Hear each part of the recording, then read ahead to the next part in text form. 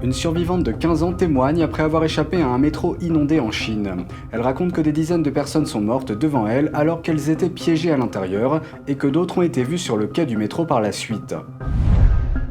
Des wagons du métro inondés dans la ville de Jiangzhou sont évacués, un tissu noir recouvrant les fenêtres. Les internautes se demandent ce que les autorités cachent. La Croix-Rouge chinoise fait face à une accusation sérieuse. Un homme d'affaires affirme que l'organisation a détourné des milliers de dollars de dons. Bienvenue dans Regard sur la Chine, je suis Vladimir Mitens. Avant de commencer, je vous rappelle que nous disposons d'une nouvelle chaîne YouTube sur Internet, NTD Actualité. Je vous invite à vous y abonner pour regarder les news. Une survivante de 15 ans témoigne après avoir échappé à un incident mortel dans un wagon de métro. Elle explique ce qu'elle a vécu dans une vidéo en ligne. 人生中第一次摸到真的死人。 Mardi dernier, la jeune fille et ses parents se sont retrouvés coincés dans un wagon de métro inondé à Jiangzhou. Ils se trouvaient dans le dernier wagon, le plus touché par les eaux de crue. Une vidéo circulant en ligne montre la scène dans laquelle des usagers cherchent de l'air dans le wagon de métro fermé.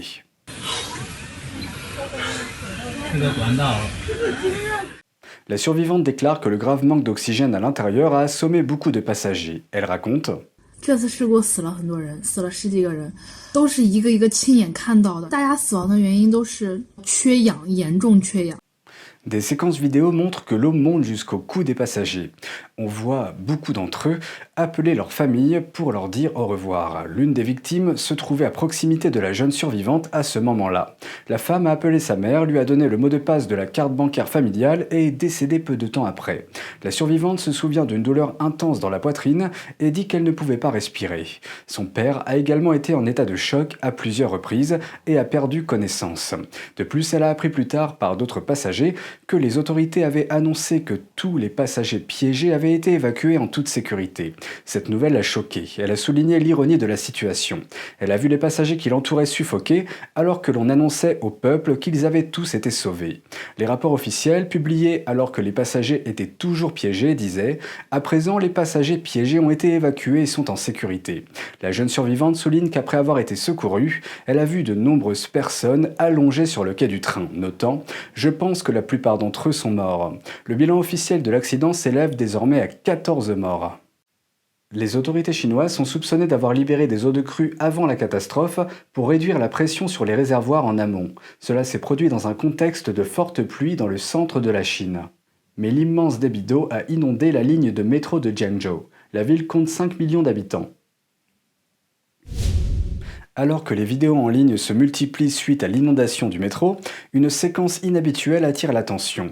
Elle montre des survivantes racontant l'horreur de ce qu'elles ont vécu, coincées dans un wagon inondé du métro.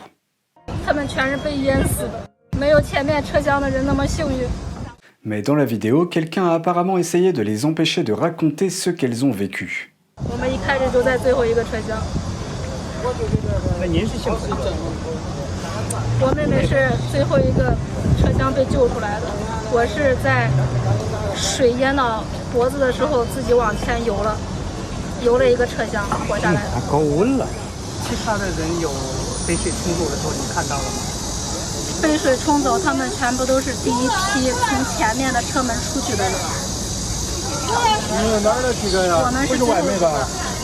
Un homme présent sur place a soudainement interrompu la conversation.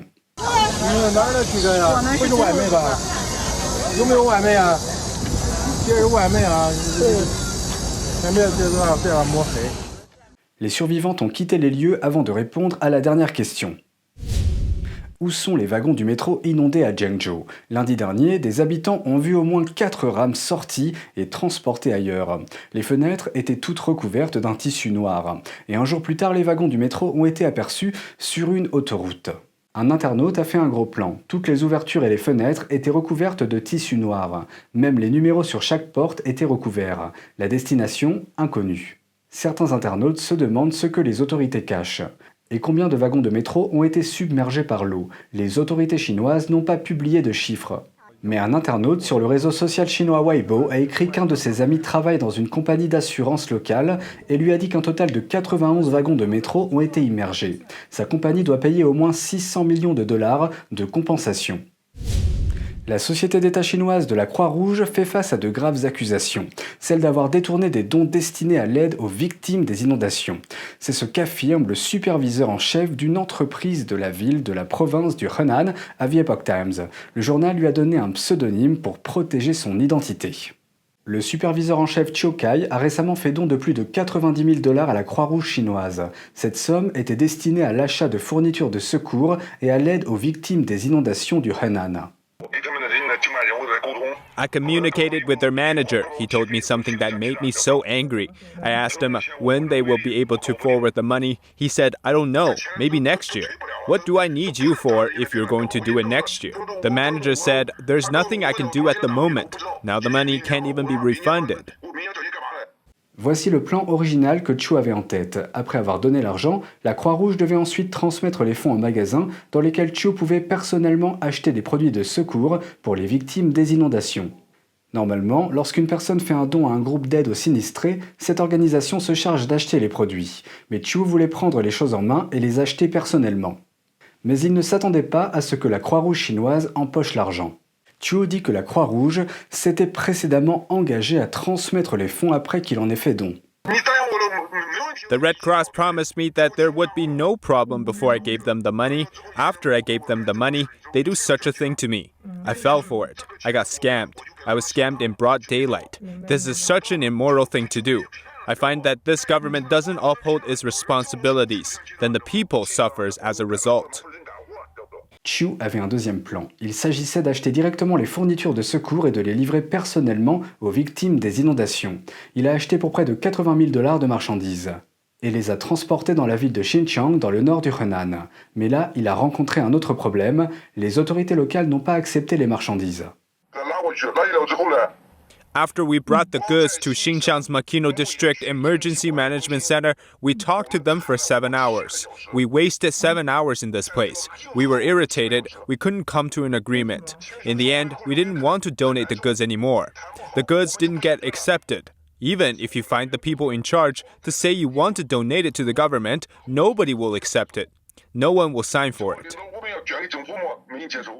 Chiu déclare que tout ce qu'il souhaitait faire était d'aider les victimes des inondations. Mais le problème est que les autorités ne font pas leur part. De nouvelles preuves émergent concernant les inondations.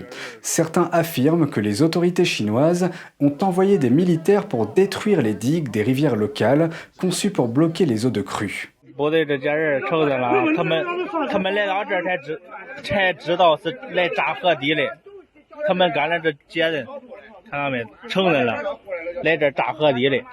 Des vidéos circulant en ligne semblent montrer des soldats dans la ville de Xinjiang, dans la province du Henan, surpris par des habitants au milieu de la nuit. La vidéo survient après qu'une rivière locale a débordé la semaine dernière. À cause de l'eau d'un réservoir qui a été libéré en amont, l'inondation ne s'est pas encore résorbée. Les niveaux d'eau sont toujours en hausse dans la ville et de nouvelles précipitations sont attendues dans les jours à venir. Depuis mercredi en Chine, les pompes funèbres de la ville de Nanjing ont suspendu tous leurs services. Un avis indique que les cendres incinérées seront temporairement stockées dans les salons funéraires et pourront être inhumées lorsque les services reprendront. Mais il ne donne pas de date de réouverture. Depuis mercredi, cette ville de l'Est de la Chine a signalé plus de 150 cas confirmés du virus du PCC, connu sous le nom de Covid-19. Le directeur adjoint du Centre de contrôle et de prévention des maladies de la ville a commenté la situation mardi. Il a expliqué que la plupart des nouveaux cas étaient dus au variant Delta du virus. Cette nouvelle souche est plus transmissible, se propage plus rapidement et entraîne souvent des symptômes plus graves. NTD ne peut pas vérifier les données sur la pandémie de la ville de manière indépendante. Cela s'explique par le contrôle strict exercé par Pékin sur les informations diffusées et par le fait que la ville a toujours sous-déclaré les cas de virus. Tous les résidents de Nanjing doivent maintenant passer une 4e série de tests de dépistage du virus. Dans le même temps, les autorités ont interdit tous les cinémas, les salles de sport et de remise en forme, les piscines et les bars, entre autres. Les grands rassemblements sont également interdits. Un média d'État chinois a mené des interviews pour en savoir plus. Les intéressés ont demandé à rester anonymes. Ils disent que Nanjing est maintenant de facto sous confinement. Ils ajoutent que la source des infections dans la région, l'aéroport de Lukou, a été fermé lundi, mais pas avant que les cas ne commencent à se propager. Et c'est tout pour aujourd'hui, merci d'avoir suivi Regard sur la Chine. On se retrouve lundi pour une nouvelle émission, prenez soin de vous et à bientôt.